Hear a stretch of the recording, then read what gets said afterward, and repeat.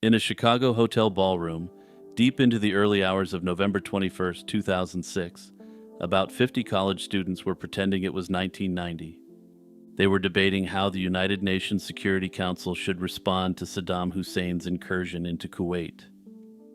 Sometime between 2 and 2:30 a.m., during a break in the session, a skinny, red-haired 19-year-old in a green jacket got up from his seat. He rode an escalator down toward the hotel's lower level and walked out of the frame of the last camera that would ever record him.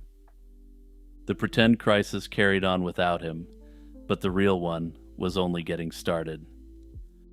Jesse Ross was born on February 18, 1987, and grew up in Belton, Missouri, a suburb on the southern edge of Kansas City. His father, Don, worked for the phone company. His mother, Donna, and an older brother, Andy, rounded out the household.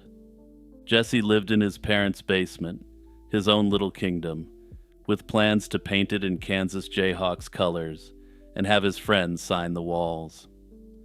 By the fall of 2006, he was a sophomore communications major at the University of Missouri, Kansas City, and by any reasonable measure, his life was taking off. He'd started as an unpaid intern at 95.7 The Vibe, a Kansas City radio station, and made himself so useful that the station promoted him quickly. He ended up securing a paid on-air role on its morning show, which at the time was a big deal for someone who wanted a career in radio. Because he was a pale, freckled redhead, the station gave him the on-air name Opie Cunningham. This was a mashup of the two most famous characters Ron Howard ever played, Opie Taylor from The Andy Griffith Show and Richie Cunningham from Happy Days. The station leaned into the bit with a recurring segment called Where's Opie Cunningham? During this segment, the show would send Jesse to a mystery location and invite listeners to guess where he was, Where's Waldo style. But there was more to Jesse than the radio gig. He was a DJ who liked building his own mixes, and he managed a local rock band.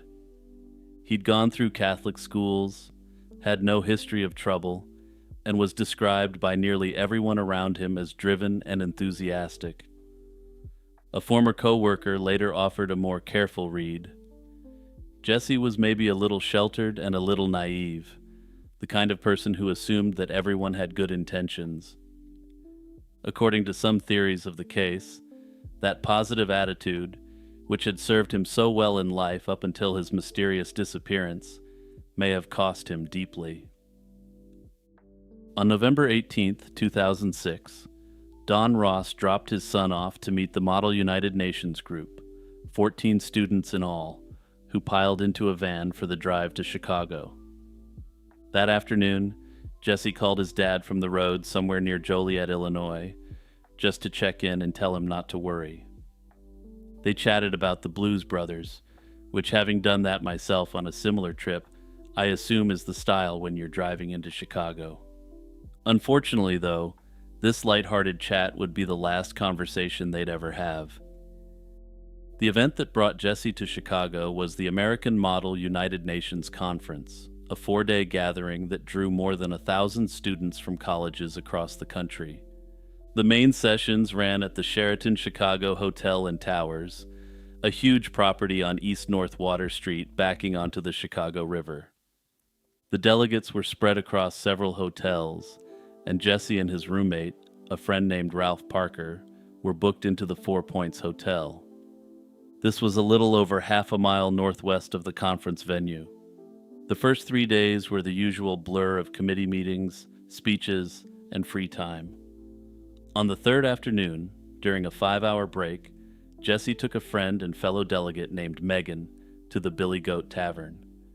She reportedly found the place a bit dark and unsettling, but Jesse loved it. Some have claimed that Jesse's enjoyment of the location indicated that he had a penchant for gritty locations, which may have played a part in his eventual disappearance. On the final night, November 20th, the conference hosted a dance. Alcohol wasn't permitted at the event itself, but students who were there later acknowledged that plenty of delegates, Jesse among them, were drinking at gatherings before and after. At least one attendee recalled Jesse talking about wanting to find a rave while he was in Chicago, though nobody knows whether that idea ever went anywhere. Then, reportedly around 1 a.m., the conference threw its signature curveball. Organizers convened an emergency session of the Mock Security Council, an overnight crisis simulation reserved for a small subset of delegates. Roughly 50 students out of the 1,400 were called in, and the scenario was historical. The year was 1990, and the council had to respond to Iraq's invasion of Kuwait. Jesse, sitting as part of the delegation representing Zaire, went in with the rest of them.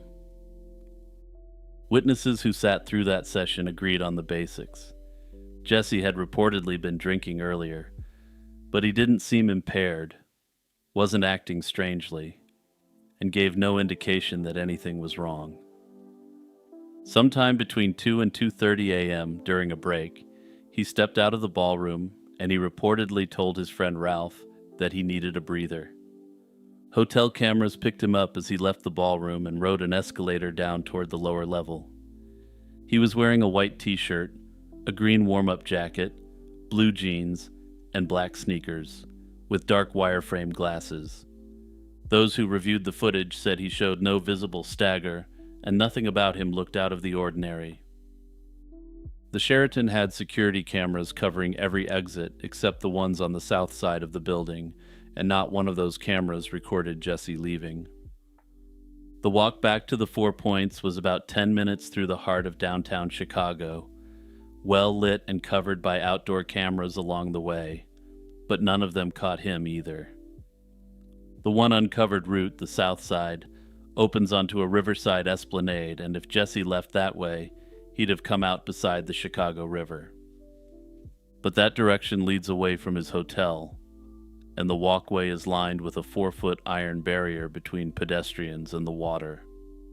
It isn't a place where someone just happens to stumble and slip beneath the current of the river. Ralph Parker got back to their shared room around 6 a.m. after the emergency session wrapped. The room was dark, and there was a pile of clothes and other gear heaped on Jesse's bed. Ralph was tired and didn't investigate much further. He simply assumed the pile was Jesse and went to sleep, which was a fairly reasonable assumption. When he woke later that morning and realized his roommate wasn't there, the alarm spread quite slowly at first. The initial assumption was that he had perhaps stayed the night with someone else, perhaps another college student, as often happens at these sorts of events. Eventually, when it became clear this wasn't the case, the conference organizers were notified. The group he was with began the search, and when the van was due to head back to Missouri and Jesse still hadn't surfaced, the calls started. His father was contacted, and around 4 p.m. on November 21st, a missing person report was filed with the Chicago police. Detectives searched his hotel room and found nothing out of place, and all his belongings were still there. His computer, examined later, held no unusual messages and no hint of any plan about where he may have gone. His cell phone went dead shortly after he vanished, with no odd calls before or after, and it has never registered activity since. His credit cards likewise never saw any further activity after the night of his mysterious disappearance. Whatever happened to Jesse Ross happened fast, and it left no paper trail at all. The Chicago police worked the obvious angle first. The river sits steps from the hotel's south exit, students had been drinking, and young men and urban waterways have a grim statistical relationship. The department's marine unit ran an extensive underwater search in the days after the disappearance and brought up nothing.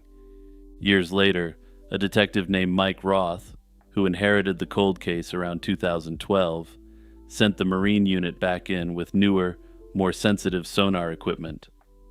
He described the river as a former dumping ground littered with cars and decades of sunken household junk. The new sweep turned up nothing, and Roth was blunt about the environment, describing the river as dark and murky and laced with chemicals. It's a place where some bodies surface within a day and others take months, with no reliable rule beyond the fact that they do tend to surface. But he was equally blunt about the evidence, saying there wasn't the smallest shred of it to indicate Jesse had been the victim of a crime. He also rejected the runaway angle, pointing out that Jesse's trajectory was straight up, a bright college student with a paid radio job at 19. And to give some context to it, having an actual paid radio job at a legitimate station while in college essentially put Jesse on his dream job trajectory. Roth also observed that Jesse didn't fit the profile of someone who ran away to any degree whatsoever. His parents, meanwhile, hired private investigators, gave interviews, printed flyers, and essentially did everything they could to keep their son's name in the news. A short televised appeal on America's Most Wanted shook loose a handful of leads that potentially seemed promising. A trucker in Texas thought he'd seen Jesse getting into a vehicle, though he couldn't be exactly sure. A couple running a Florida rehab facility thought he'd stayed with them for a period while he dried out from a bender. Someone else believed they'd bought an item from him on Craigslist, and that he looked like he was in rough shape. Ultimately, though, each one of these potential threads turned up absolutely nothing, and the sightings were never verified. I find the rehab one the most bizarre, since I assume that rehab facilities must have some sort of know-your-customer protocols in place. Along the way, his parents came to feel that some of the students who'd been in Chicago that night were reluctant to talk to them or their investigator. A few reportedly told the family someone associated with the university had asked them to keep quiet about the entire affair, which the university denied. The university, for its part, said it had handed police a full roster of everyone on the trip and cooperated fully.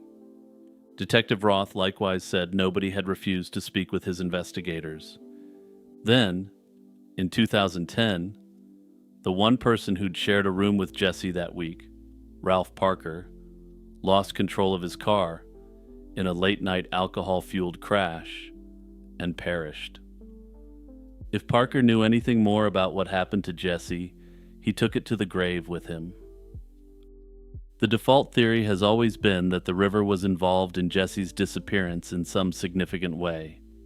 It's the explanation police offered the family early on, and it has real weight behind it. The only unmonitored exit points toward the water, and alcohol was in the picture. Even though drowned bodies in the river generally do surface, they can theoretically vanish into silt and debris. But the problems are just as real, since the river lies in the opposite direction from Jesse's hotel. The Esplanade's iron barrier means nobody slips in casually. You'd have to climb it, or be horsing around on it, or be put over it. Further yet, repeated searches, including one with upgraded sonar years later, recovered nothing. The second theory is foul play on the street, a mugging gone wrong, or an opportunistic predator on a quiet November night.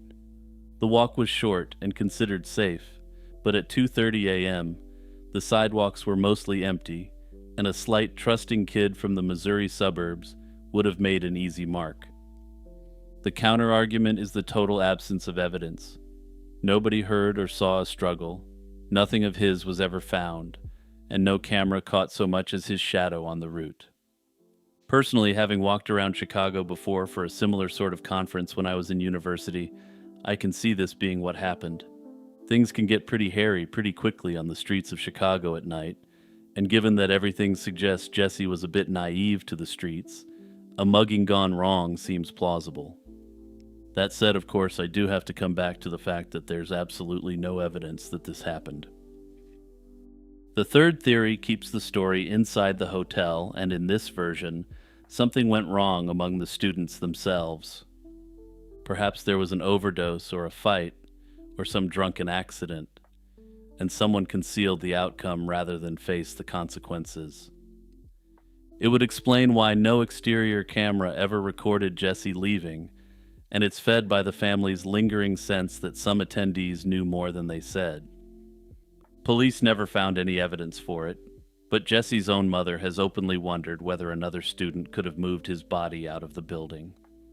The fourth theory is that Jesse walked away on purpose, perhaps toward that rave he'd mentioned, and met trouble later on. Under this theory, some of the sightings later on may actually have been him. Of course, the problem with this theory is that it's completely out of character according to everyone who knew him. And then there's the fifth theory, the one the internet loves, or perhaps more accurately, loved at one point a decade or so ago. Jesse's case is sometimes folded into the so-called smiley face killer theory. This is the claim by two retired New York City detectives that dozens of young men found in waterways across the Midwest weren't accidental drownings. Under this theory, these so-called drownings of college-aged men are part of attacks carried out by a network of perpetrators. According to the detectives, one of the pieces of evidence that points to this is smiley face graffiti found nearby to where the crime occurred. Criminologists and the feds have largely dismissed the idea, and Jesse fits it awkwardly at best, since no trace of him has ever been recovered from any body of water. His name stays on those lists anyway, because a 19-year-old who vanished a few hundred feet from a river is exactly the kind of mystery a theory like that feeds on. Anyway, my personal theory is that Jesse likely ran into the wrong person while attempting to explore Chicago alone at night. The Billy Goat Tavern, which is a bit rough around the edges but isn't actually seedy, may have sparked his interest in exploring the darker side of the Windy City. It's also worth mentioning that he had spoken about attending a rave in the area, and if he did it alone, that could obviously pose some fairly serious risks as well. Ultimately, whatever the case, I just hope Jesse's family gets some closure at some point. Hey everyone, it's Jimmy with my usual quick reminder to ring the notification bell and turn on all notifications. Also, don't forget to hit that share button and send this video to your friends and family members who enjoy true crime content and mysteries. On the night of September 18th, 1992, one of the most feared men in New England finished his dinner, stepped out onto the sidewalk, and was shot down within steps of the door. Whoever did it knew exactly where he'd be and exactly when he'd walk out from that restaurant. 3 shots, all to the head, and then nothing but footsteps, fading into a neighborhood where nobody ever sees anything.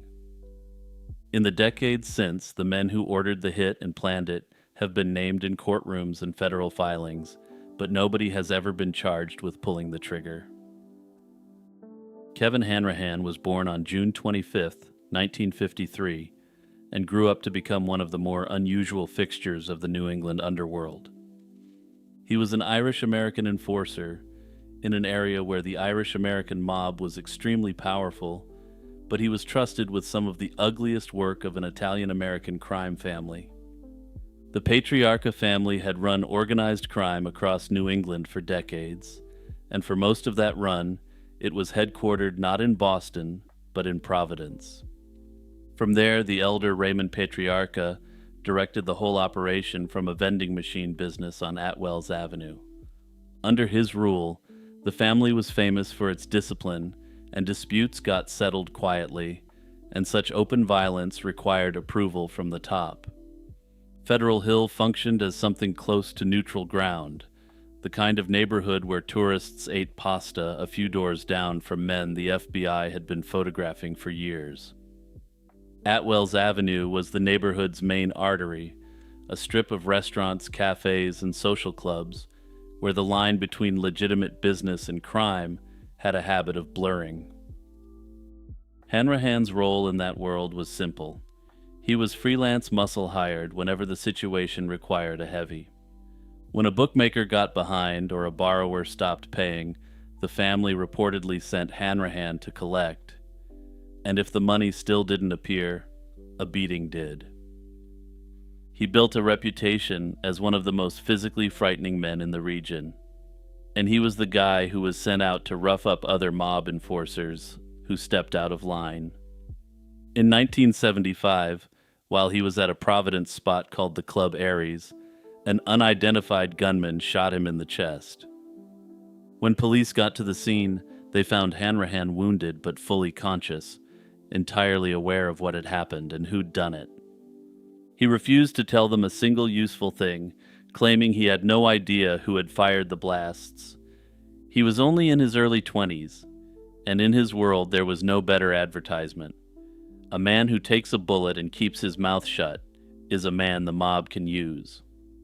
Authorities suspected him of involvement in several gangland slayings through the 1970s and 1980s, including that of a Providence man named Raymond Vecchio. Hanrahan had a way of slipping through the net for his most serious alleged crimes, though. What did stick at various points were charges like jury tampering, witness intimidation, drug trafficking, and counterfeiting, which kept him cycling in and out of prison through the 80s. By 1990, Hanrahan was working jobs alongside some of the biggest names in the Patriarca crime family, and one of those names matters enormously to this story. That year, according to accounts of the case, Hanrahan joined a crew whose members included Francis Salemi, Timothy Mello, Gordon O'Brien, and William Anthony. They were mixed up in a plot to grab a Patriarca bookmaker named Blaise Marfeo outside his restaurant on Providence's east side and ransom him back for a six-figure sum. The plan reportedly involved a staged arrest of the bookmaker, complete with a car dressed up to pass for an unmarked police vehicle, but the scheme collapsed.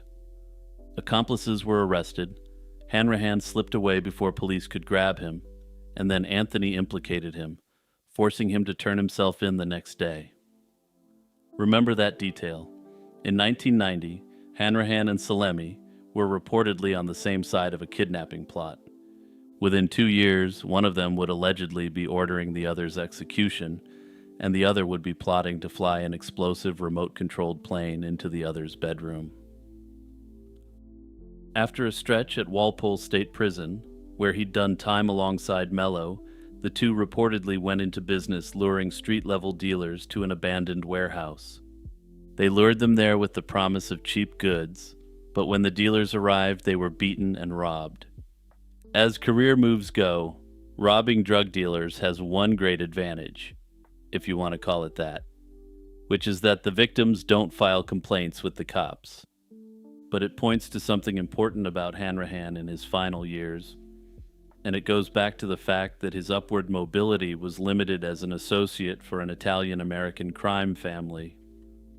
He wasn't a made man, and never could be, and he'd stopped behaving like someone who answered to anybody. He took scores where he found them, sanctioned or not, and he was accumulating enemies on both sides of the law. He was also doing it at the worst possible moment. The old boss, Raymond Patriarca Sr., had passed in 1984. The highly organized crime family he'd run for 3 decades came apart in slow motion under his son. By the early 90s, the organization had split into feuding Providence and Boston factions, and the man rising through the wreckage was Salemi. Frank Salemi was no stranger to spectacular violence himself. Back in 1968, he'd been involved in a car bombing in Everett, Massachusetts, that tore the leg off an attorney named John Fitzgerald, who'd been representing a mob turncoat. Salemi went on the run, was eventually captured in New York, and served roughly 15 years for it. In June 1989, Salemi was ambushed and wounded outside a pancake house in Saugus, Massachusetts, an attack that announced just how contested the throne had become. By 1991, he'd come out on top as boss anyway, and a string of bodies followed. A gambler named Howard Farini was found in the trunk of his Cadillac at Logan Airport in August 1991, a plastic bag tied over his head. Robert Donati, a mobster some believed was involved in the Isabella Stewart Gardner Museum heist, turned up in the trunk of his own Cadillac a month later. Other figures in the New England organized crime world also disappeared or turned up dead during this period. And I'm probably not going to surprise many of you here, but these cases tended to go unsolved. Then, in 2021, The Farini case took a turn that reshuffled the whole picture. Investigators announced that a fingerprint lifted from the bag tied over Farini's head belonged to Kevin Hanrahan. September 18, 1992 was a Friday, and that evening Hanrahan sat down to dinner at the Arch, a restaurant on Atwells Avenue. It was the heart of the neighborhood where he'd spent a career collecting money with his fists. His dinner company reportedly included a businessman named Paulie Calenda, and at least one man who was already secretly working with law enforcement. Years later, speaking from inside the Federal Witness Protection Program, that informant described the surreal experience of learning what happened after he left. He'd grown up seeing cops as the villains of the story, and had wanted nothing more than to be a wise guy himself, which made the lesson land harder. He recalled being badly shaken when he heard the news the next morning, observing that it isn't a normal life event to share a meal with a man who gets whacked 20 minutes later. Hanrahan, for his part, had reportedly been telling friends he was expecting a big score, something substantial enough to be worth mentioning. He didn't mention what it was specifically, but whatever he thought was coming, it wasn't what came. When he stepped out of the restaurant onto Atwells Avenue that night, the gunmen closed in, 2 of them by most accounts, but perhaps 3. They shot him 3 times in the head and made sure the job was finished, because with a man like Hanrahan, half measures meant that he would be coming for you next. Hanrahan was rushed to Rhode Island Hospital and passed away from his injuries that night. He was 39 years old. The location is an extremely important detail to the narrative here, and this was an execution on Federal Hill's Main Street. It was steps from busy restaurants on a Friday night, in what amounted to the mob's living room, and it told investigators everything they needed to know except who pulled the trigger. Everything, because nobody eliminates a feared patriarcha enforcer on Federal Hill without permission from the top. But it also said nothing, because the people who might have seen it happen understood the neighborhood's oldest rule. If you thought you saw something, you didn't. And if you insisted you did see something, you might come down with a bout of amnesia before any trial actually took place. The Providence police had theories from the start, and the press had more. The obvious reading was that Hanrahan had been swallowed by the conflict inside the Patriarcha family, one more casualty in the Providence versus Boston feud. The other reading was simpler. A freelance shakedown artist had finally squeezed the wrong person, and that person was given the green light to take revenge. Neither theory produced a suspect, and the case settled into the long silence that mob crimes in Providence tended to enjoy during that period. Part of the problem was structural. The generation of men who knew what happened on Atwells Avenue had been raised on the patriarcha ethic of silence. This was the same ethic Hanrahan himself had demonstrated from a Providence club in 1975 when he was shot. Cases like his didn't get solved through fingerprints and ballistics. They got solved when somebody with something to lose decided that talking was worth more than loyalty, and in the early 90s, that calculation hadn't tipped yet. The first real crack came in 2010, when 2 federal informants alleged that the hit had been greenlit by Frank Salemi himself. The reason they claimed was that Hanrahan had been shaking down a bookmaker in Taunton, Massachusetts for protection money, and that bookmaker evidently had protection of his own. According to that account, word of the squeeze reached Gordon O'Brien, the same mobster who'd been part of a crew with Hanrahan previously. According to this allegation, O'Brien then picked up the phone and called Salemi, and within days, Hanrahan was hit. By 2016, a Rhode Island grand jury had reportedly been hearing evidence in the case for months, but what investigators needed was somebody on the inside willing to talk. As it turned out, somebody on the inside had already talked his way into a corner. Robert DeLuca was a made capo in the Patriarcha family, and eventually the single most consequential figure in this entire narrative. He came with a peculiar historical distinction. In October 1989, the FBI had secretly recorded a mafia induction ceremony in a house in Medford, Massachusetts, the first time the ritual had ever been captured on tape. DeLuca was one of the men being formally made that day, and he'd sworn the oath of silence into a hidden federal microphone. His unraveling started in 2011 when he was charged in a federal case that would have seen him spend the rest of his life in prison. DeLuca cut a cooperation deal and did remarkably well out of it, receiving a sentence of a single day in prison in 2014. Then the ground shifted underneath him, and in 2016, investigators acting on new information dug up the remains of Stephen DeSaro, a nightclub owner who disappeared in '93. The body was found behind an old mill building in Providence. The discovery blew open a case DeLuca had claimed to know nothing about, and the government concluded he'd been lying to them the whole time, including Hanrahan's case.